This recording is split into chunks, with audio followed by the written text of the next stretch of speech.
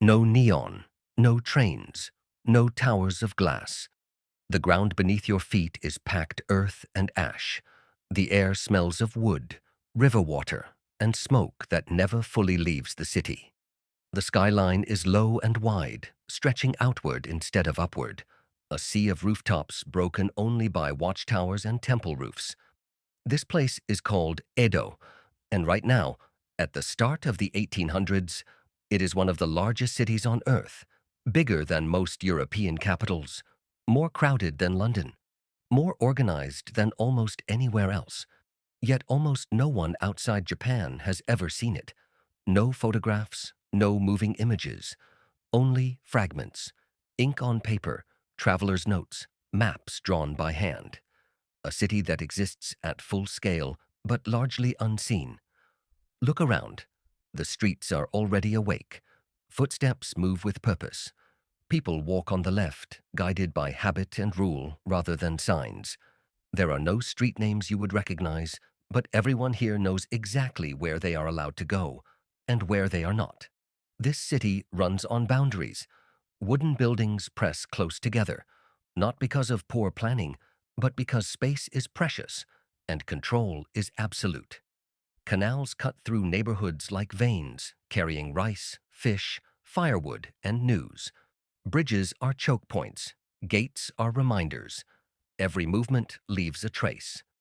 Somewhere nearby, a bell rings, not to welcome the day, but to measure it.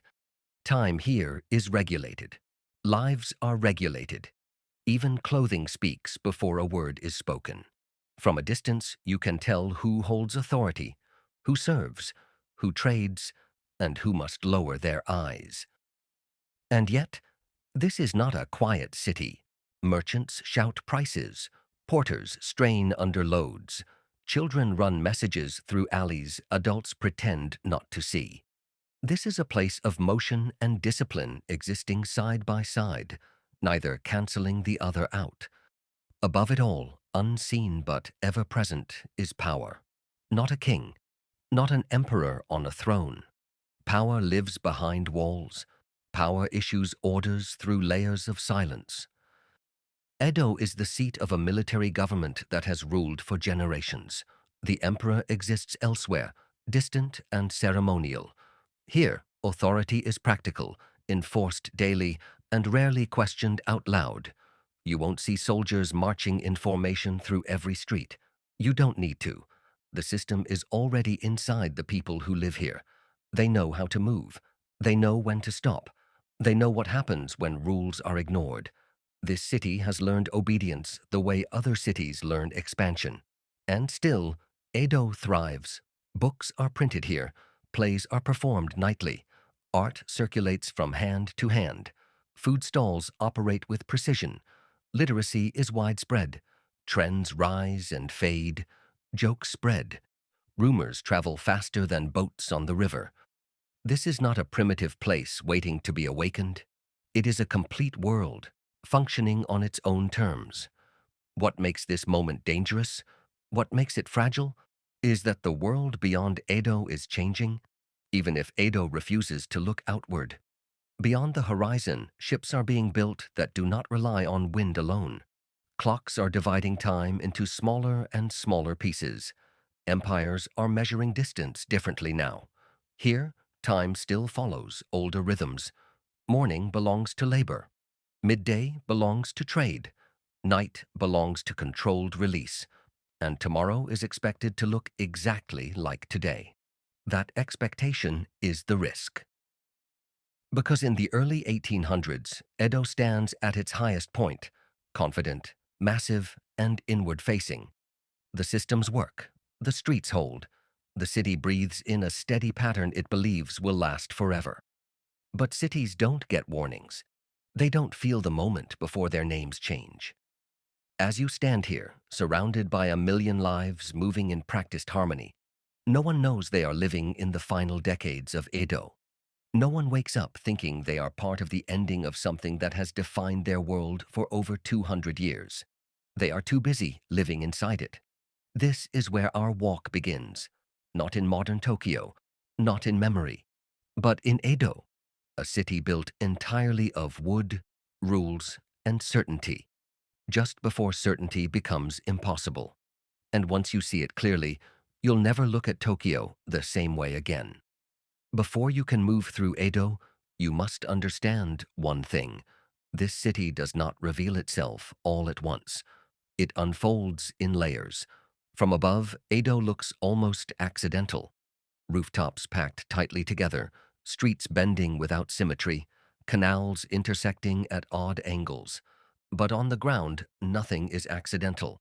Every turn reflects control shaped over centuries. You don't wander here, you navigate. Major roads radiate outward from the center like spokes, designed to move officials, processions, and supplies with efficiency. Smaller streets tighten as you move away from authority, narrowing into spaces where carts cannot pass and strangers are noticed immediately. This is a city that remembers faces. At checkpoints, guards do not need lists. They know what belongs. They know what hesitates. They watch posture, pace, eye level. A pause too long can invite questions. A step too confident can do the same. Movement itself is a language. By early morning, Edo is already consuming vast quantities of food.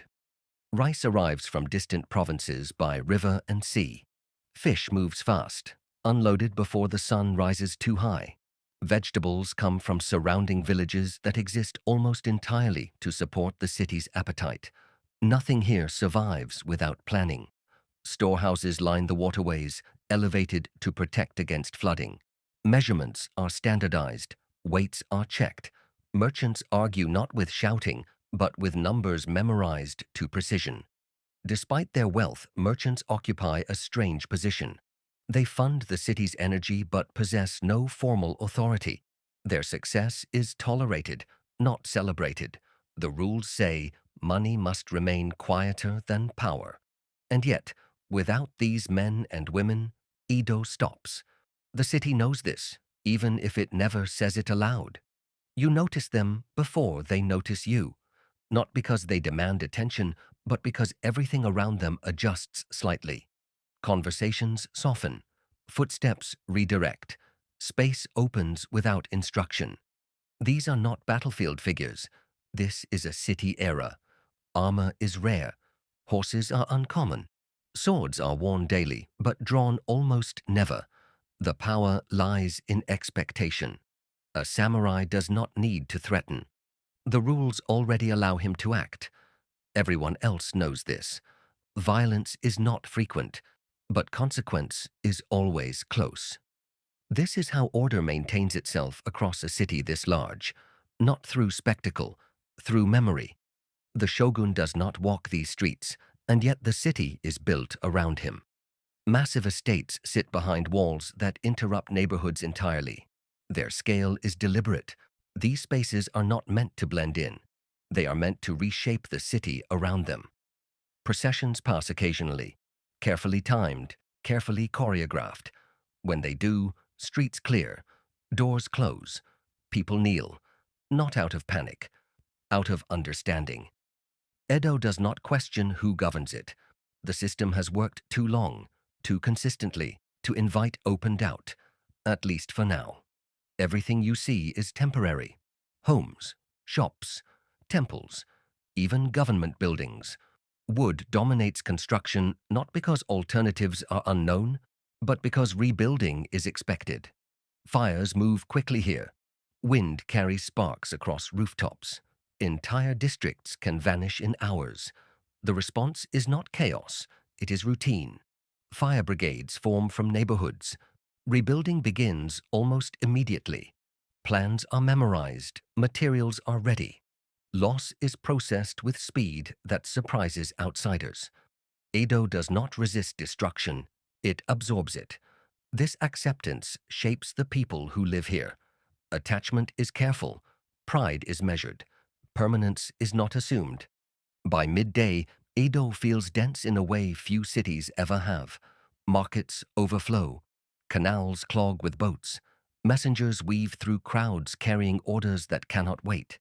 Artisans hammer, carve, print, and stitch in spaces no wider than hallways, noise layers upon noise. And yet, it works, because everyone knows their role. Everyone knows when to step aside. The system bends, but it does not break. This is a city that has optimized survival. Despite regulation, creativity flourishes. Books circulate widely. Stories are copied, retold, reimagined. Theater audiences memorize lines before performances even begin. Woodblock prints spread images of actors, landscapes, and city life far beyond their origins. Edo does not export armies, it exports ideas, quietly. Even humor survives the rules. Satire hides in metaphor. Commentary disguises itself as entertainment. The city speaks in coded ways, understood by those who live inside it. As daylight fades, the city shifts. Lanterns appear. Streets glow warmer. Official business retreats indoors. Licensed districts prepare for crowds seeking release from routine. These areas are regulated carefully. Escape is permitted, but contained. The city understands the cost of denial. Music carries farther at night. Laughter becomes louder. Stories loosen their grip on caution. But boundaries remain. They always remain. While the city performs this cycle, day after day, year after year, the world beyond Japan's shores is accelerating. Distance is shrinking elsewhere. Time is being standardized. Power is reorganizing around machines and reach. Edo remains confident because its past has been stable. That stability will soon become weight. But here, standing in the early 1800s, none of that is visible yet. The streets still hold. The rules still function. The city still believes it understands itself completely. And that belief, more than any enemy, will shape what happens next. For generations, Edo has existed inside a carefully managed silence. Foreign contact is limited by law. Entry points are controlled. Knowledge from outside Japan arrives slowly, filtered through narrow channels. This is not fear, it is strategy. The leadership believes distance preserves order. By restricting influence, the city avoids sudden disruption. Religion, trade, weapons, and ideas are regulated with precision. Stability is protected the same way a dam holds water, by refusing pressure rather than adapting to it. Inside Edo, this works. The streets remain calm. The hierarchy remains legible. The city grows without questioning its foundation. What Edo does not account for is momentum beyond its borders. News reaches Edo unevenly. A merchant hears something from a port town. A scholar translates fragments of foreign texts. A coastal official sends a report that takes weeks to move inland. These are not dramatic announcements. They are murmurs. Stories of ships larger than anything Japan builds, of weapons that operate without traditional formations, of nations measuring strength not by lineage, but by production. Most people in Edo dismiss these ideas. They sound distant, abstract, irrelevant to daily life governed by rice, rent, and rule. The city has survived earthquakes, fires, famine, and reform. It assumes it will absorb this too. Change does not arrive with immediate conflict. Instead, it arrives as confusion. Officials debate responses that have no precedent. Laws written for a closed world are applied to a world that no longer behaves as expected. Authority hesitates, not because it lacks force, but because it lacks reference. The rules are intact, but their certainty begins to weaken. For the first time in generations, Edo faces questions it cannot answer quickly. The samurai class senses the shift before most others. Their identity has always been tied to order and service. Their authority is rooted in tradition, not innovation. In Edo, their role has been administrative more than martial for decades. Now, that balance feels unstable. What happens when swords no longer define strength? What happens when knowledge travels faster than command? These questions remain mostly unspoken. Outward calm persists, but certainty begins to thin. Despite uncertainty at the top, the city continues its rhythm. Markets open, boats unload, children learn trades, families prepare meals, entertainment districts fill each evening. Edo does not pause to reflect. It never has. And this continuity becomes its greatest illusion, that because life continues, the structure beneath it must still be secure. When foreign vessels finally appear within undeniable reach, the city is unprepared, not militarily, but psychologically. These ships do not fit Edo's understanding of scale or intention. They move differently. They signal differently. They demand differently. The issue is no longer rumor. It is presence. The leadership realizes containment is no longer possible. Isolation has reached its limit. The question is no longer whether change will happen. It is who will control it. There is no single collapse, no sudden fall of walls. Power redistributes through decisions, compromises, and recalculations.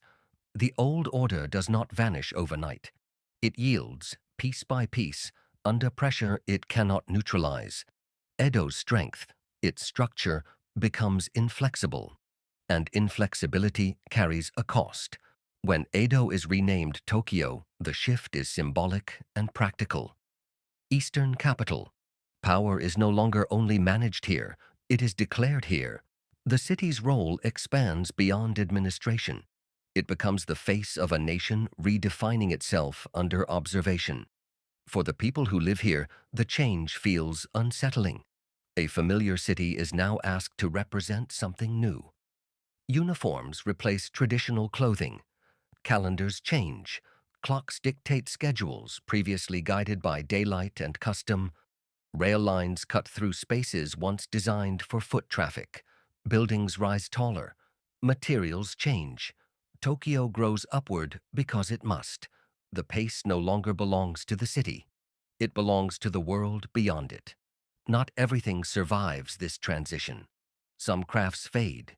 Some customs retreat into private spaces. Some neighborhoods disappear entirely beneath new planning. The loss is not announced. It is noticed later when something familiar is gone without explanation. Other elements endure. Street layouts still follow Edo logic. Festivals preserve older rhythms. Local shrines remain where they always were, surrounded now by concrete instead of wood. Edo does not disappear. It recedes. Today's Tokyo moves faster than Edo ever could. But beneath its infrastructure lie paths drawn centuries earlier. Rivers redirected but not erased. Districts that still echo their original purpose. The city remembers even when it does not speak. Edo was not a failure. It was a system that succeeded so completely it believed it had solved permanence. Tokyo exists because Edo existed first. Understanding one requires walking through the other. As you step away from this reconstructed city, this place of wood, order, and measured lives, you are not leaving it behind. You are carrying its logic forward. Every modern crossing, every neighborhood name, every quiet rule about space and respect traces back here. You didn't just tour a lost city. You walked the foundation of one of the most complex urban centers on Earth. Edo still stands, not in buildings, but in structure, discipline, and memory. And once you know where to look, you can still see it, moving beneath Tokyo, step by step. As we leave Edo behind and walk forward into the Tokyo we know today, take a moment to imagine the lives that shaped this city. Every street, every canal, every tradition still guiding the world above it. If this journey through time sparked your curiosity, subscribe to join us on more explorations into forgotten cities, hidden histories, and the stories that built the world we live in. And before you go, comment below. Which corner of Edo would you have wanted to see firsthand? And why? Your thoughts could shape our next journey.